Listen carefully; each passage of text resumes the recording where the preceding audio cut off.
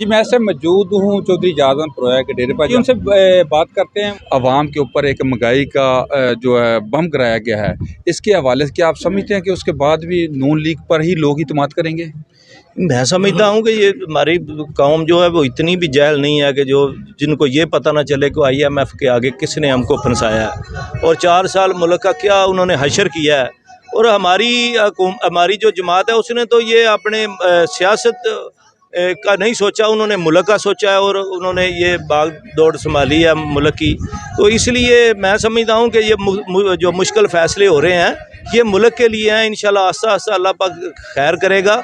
और जो IMF के आगे हम फंसे हुए हैं ये सब पिछली हुकूमत का किया धरा है, जिसकी वजह से हम मुश्किल में हैं। क्या इलेक्शन नज़र आ रहे हैं आप? इलेक्शन तो ज़रूर होने हैं, हमारी जमात भी इसलिए तैयार है, लेकिन इलेक्शन इकट्ठे होने चाहिए। ये तो नहीं अब आज असम्बली के इलेक्शन हो जाए, अगर इमरान खान हार जाता है तो क्या आपके ख्याल में वो मानेगा?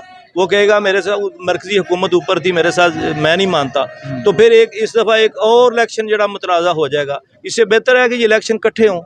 तो सब अलीपुर चट्टा की आवाम जानना चाहती है कि हालिया दिनों में तहसील अलीपुर चट्टा का नोटिफिकेशन एक मुअत्तल हुआ था, अदलिया ने उसको बहाल कर दिया, लेकिन इसमें मुख्तलिफ लोग जो है क्रेडिट लेने की कोशिश कर रहे हैं। आप इसके बारे क्या कहेंगे? उन्होंने ये आप नोटिफिकेशन पढ़े, उन्होंने लिखा था कि हमने आर्जी तौर पर ये हुकूमत ने निगरान हुकूमत ने आर्जी तौर पर ये आइंदा इलेक्शन तक इन्होंने मुअत्तल किया था, लेकिन वो भी अदालत ने बहाल कर दिया। इसमें क्रेडिट वाली बात तो मैं समझता हूँ कि हम सब चाहते हैं कि तहसील अलीपुर रहे, ज़िला हमारा डिस्ट्रिक्ट रहे, हम सब जमातें उसमें शामिल हैं।